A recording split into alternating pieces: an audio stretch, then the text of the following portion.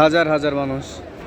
এক সাইডে মানুষগুলো যাচ্ছে উমরা করতে, উমরা হজ করতে যাচ্ছে, অর্থাৎ আল্লাহ পাকের ঘর দর্শন করতে যাচ্ছে।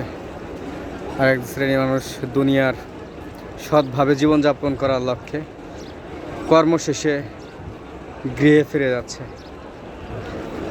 অস্থায়ী গৃহে। এখানে আছে নেপালি, বাংলাদেশ, পাকিস্তান, ইন্দোনেশিয়া, ভিয়েতনাম, বিভিন্ন দেশের মানুষ এখানে আসছে ঠিক আমার মতোই কর্মসংস্থানের সন্ধানে।